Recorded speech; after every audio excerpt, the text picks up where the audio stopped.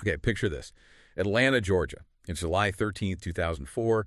AirTran Airways Flight 4, an Airbus A320, is powering down runway 27R. You've got 110 people on board heading for Orlando. Just a totally normal takeoff until it wasn't.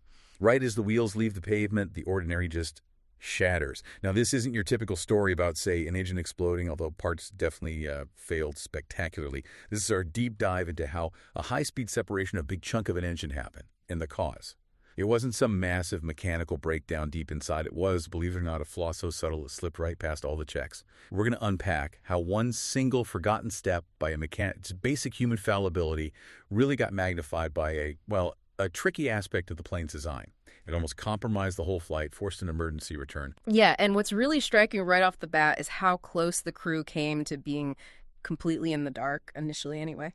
The captain reported feeling the plane kind of shudder just after lifting off, but the very first confirmation that something was wrong, it didn't light up on a panel in the cockpit. It actually came from a passenger. Someone saw a cover fly off the left engine number 1. Wow, relying on a passenger report for something that critical. Mm-hmm. I mean, you've got this huge aircraft losing a major piece. Mm-hmm. And the first alert is literally someone looking out the window. Mm-hmm. That's incredible. It really is. The captain got 0 initial cockpit warnings about the door separation itself. Nothing on the EACS, the main display. So based on that shudder and the passenger report relayed by the flight attendant, they declared an emergency. They asked to come straight back to Hartsfield-Jackson. It was only a bit later that the flight attendant could confirm visually, yeah, the left engine's fan cowl was just gone. Gone. Now, the amber oil quantity light did eventually come on for that engine, number 1. But the engine itself, amazingly, it kept running normally. That was the absolute key. That it kept running. Absolutely. That allowed them to manage the situation, fly the plane, and bring it back safely to Atlanta. No injuries among the 110 people on board. A huge relief, obviously. Okay, let's talk about the forces here for a second. Because when you hear about where they found the pieces, it really paints a picture of just how violent this separation was. Oh, definitely. The debris tells the story. So the outboard fan cowl, that's the big curved piece on the side of the engine facing away from the fuselage. Right. That was found in the grass right next to runway dockway 7R, pretty much where it ripped off during takeoff rotation. Okay, so that makes sense. But the inboard fan cowl, the piece closer to the plane's body, that thing flew. It traveled about 7.5 nautical miles southwest of the airport. 7.5 miles. 7.5 miles. Yeah. They eventually found it lying on a dirt road. Good grief. That's not just falling off, like you said. That's being actively ejected, launched. Launched is the right word. And all that energy had to go somewhere. It didn't just dissipate harmlessly.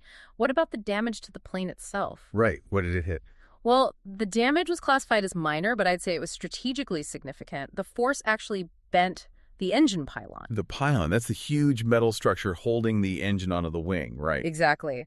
That massive, super strong structure was physically bent upwards, backwards, and inwards, just from the cowl tearing off.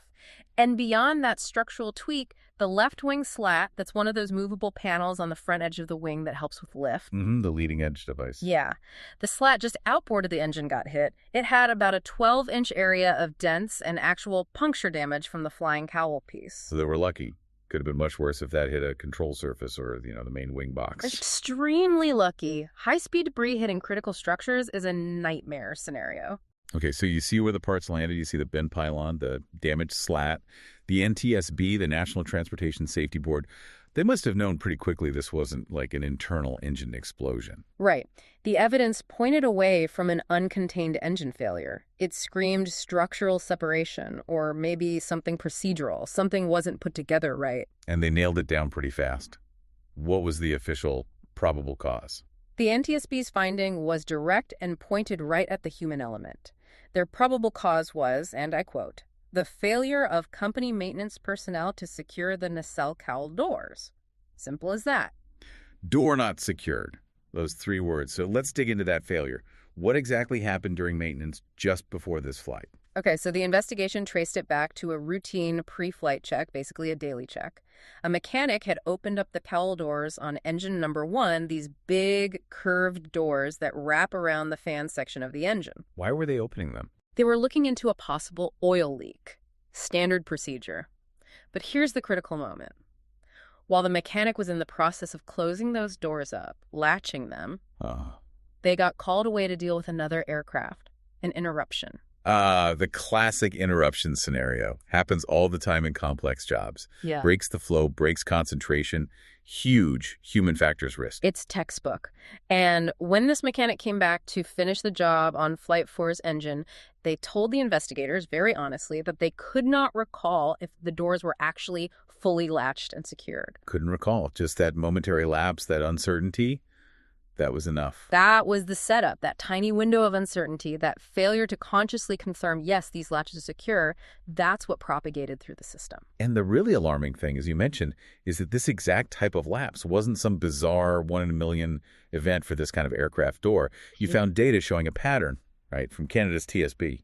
That's right. When you zoom out and look at the bigger picture, this AirTran incident wasn't an isolated fluke. The TSB of Canada had data covering 1991 to 2000. In that period, they documented 10 similar events, worldwide cowl doors separating from Airbus single-aisle jets like the A320. 10 events. 10, okay. And what was the common thread? This is the part that really jumps out. In every single one of those 10 cases, the engine cowls had been opened for maintenance shortly before the flight where they separated. Every single time. Every single time. It wasn't random mechanical failure. It was consistently linked to maintenance access. This wasn't just a known risk. It was a demonstrated vulnerability in the whole maintenance and pre-flight process. Okay, let's unpack this because this is crucial. If the industry knew this pattern, knew that opening the cowls was the major risk factor, knew interruptions were dangerous, why didn't the safety nets catch it this time in Atlanta? Specifically, the pilot's walk-around. That's a fundamental check.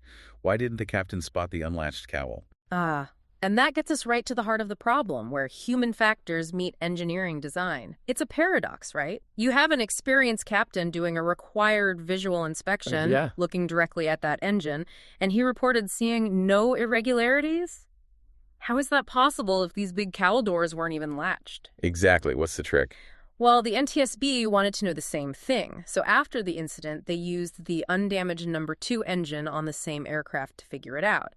They tried to replicate the conditions. And what did they find? This illusion of security you mentioned. They found something really counterintuitive. It turns out that even when the cowl doors are completely unlatched, they can appear perfectly closed. They can sit flush with the rest of the engine nacelle. Wait, how? Wouldn't the latches be dangling or something? You'd think so. Yeah. Especially because this aircraft had a mandated safety modification aimed at preventing exactly this. There was an airworthiness directive, an AD from 2003, AB 2003-1806. Okay, an AD.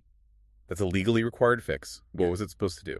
Right. This AD was the direct result of those previous 10 incidents. It required modifying the hold-open device inside the cowl and, crucially, the latches themselves. The latches were redesigned so that if they weren't fastened, the handles would physically hang down. And this is key. They had to be painted bright orange or fluorescent. Okay, bright orange hanging handles. That sounds pretty obvious. Yeah. Like a big visual flag saying, hey, I'm not latched. That was absolutely the intention. Create an unmissable warning sign to catch either the mechanic forgetting or the pilot during the walk-around. So, this plane had the orange handles. Right. The fix was installed. Why were they still missed? How could they be invisible? This is the absolute crux of it. The NTSB discovered the critical flaw. Even with the modified, brightly painted handles hanging down as designed, they could still be obscured from normal viewing angles simply by the aerodynamic shape, the curvature of the fan cowl itself. You're kidding. The shape of the engine cowling could hide the safety feature. Precisely. If you were just doing a standard walk-around, standing height, glancing at the engine, the curve of the cowl could physically block your line of sight to those hanging orange handles tucked underneath. So the design was effectively creating a blind spot that masked the warning sign, the very warning sign that was mandatory. That's exactly what the NTSB concluded. To actually see those handles and verify if they were latched or hanging down, the person doing the inspection couldn't just walk and look. They had to perform what the NTSB called a specific inspection, which meant you had to actively change your viewpoint. You had to physically bend down or crouch or maybe step way back from the cowl to get the right angle. Wow. Okay, so you had to get low. You couldn't just rely on a quick look during a standard walk-around. Nope. A quick glance wasn't enough. The design demanded a deliberate physical action bend, crouch, step back, just to confirm the state of those latches. That changes everything, doesn't it? Because the pilot's checklist probably just said something simple like, check fan cowl doors. It didn't say, crouch down and squint under the engine nacelle. Exactly right. The procedure, the checklist item, implied a simple visual check. But the physical reality of the design meant that check was insufficient unless you performed these extra ergonomic maneuvers. So the checklist relied on a quick glance, but the engineering demanded a deeper look. The procedure hadn't caught up with the physical reality of the inspection challenge. That's the perfect way to put it. You had a procedural requirement, check the doors, that was fundamentally undermined by the physical design, making the unsafe condition look safe from a normal perspective. The procedure couldn't overcome the combination of the mechanic's lapse and this inherent visibility issue. A checklist box is useless if you can't actually see the thing you're checking for without extra effort that isn't specified. Precisely. A tick in a box doesn't account for geometry or line of sight or, frankly, human factors like fatigue or being rushed. So what was the reaction from the manufacturer, from Airbus, after this incident highlighted such a dangerous interaction between procedure and design? They reacted pretty quickly. In August 2004, just a month or so after the AirTran incident, Airbus sent out what's called an Operator's Information Telex, or OIT. It went to all operators of the affected aircraft types, A319, A320, A321, with the V2500 engines. And what did this telex advise? What needed to change? It focused on tightening up two key areas, essentially reinforcing two safety barriers. First, on the maintenance side, they stressed the absolute need for strict adherence to the official aircraft maintenance manual procedure, task 71-1300, whenever closing and latching those cowl doors. Basically reminding everyone, treat this as a critical step every single time. No shortcuts, no interruptions if possible. Okay, reinforcing the maintenance discipline. What about the flight crew side, the pre-flight check? That's where the language got stronger. For operations, meaning the pilots, Airbus stated it was now deemed essential. Their word, essential. That a flight crew member visually inspects the fan cowl doors before every single flight. Here's the key addition.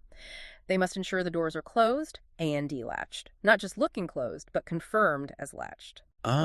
Adding that explicit and latched part, addressing the illusion of security problem directly. Exactly. It implicitly acknowledges that just seeing the door shut isn't enough. You have to verify the latches, which, given the NTSB findings, implies doing whatever it takes, bending, crouching, to actually see them. So this whole incident becomes a stark reminder, doesn't it? That procedures on paper, like a checklist, have to be grounded in physical reality. Absolutely. The simple item, check the doors, was flawed because the design allowed an unsafe condition unlatched to mimic the safe condition latched and flush. Yeah, and the ultimate safety net wasn't really the checklist item itself, or even the existence of the orange handles mandated by the AD. What was it then? It was the necessity of that physical act. The bending and crouching the specific inspection needed to overcome the cowl shape and actually see the state of those handles. The procedure needed to mandate the physical action required by the design. It's fascinating that the orange handles, the mandated fix, the highly visible paint, none of it worked reliably unless the human doing the looking was specifically trained and required to defeat the engine's own shape that was hiding them. Right. The design was, in a way, fighting against the visibility enhancement that was supposed to make it safer. So wrapping this up, we started with this really dramatic image. Yeah. Engine parts flying off a plane right after takeoff. A terrifying moment. And we've ended up uncovering a failure that was rooted in something much quieter, almost an optical illusion. A momentary lapse by a mechanic, yes, but hugely compounded by what seems like a minor ergonomic detail in the engine's design. A detail that had major consequences. Yeah, think about it. Yeah. The checklist existed, the pilot did the walk-around, the mandatory safety modifications, those orange handles, were physically installed on the plane, and yet the failure still happened. Because the final crucial piece wasn't just having the handle, it was the need for the crew member to physically get low, change their perspective, to ensure that handle was properly stowed and locked. A step the old procedures didn't explicitly force them to take. Now, the NTSB, they don't assign blame in their reports. Their job is safety recommendations. But this whole situation leaves us with a really interesting kind of provocative question for you, the listener, to think about. If a complex machine's design makes a critical human error effectively invisible during mandatory checks, if it forces the inspectors to perform special, maybe awkward physical movements just to confirm basic safety, How much responsibility does that design itself bear when an incident inevitably happens? Was this accident truly caused just by a forgotten latch? Or was it caused by a design that cleverly, unintentionally, allowed that forgotten latch to masquerade as secured, fooling the human eye and the established procedures? Something to definitely mull over.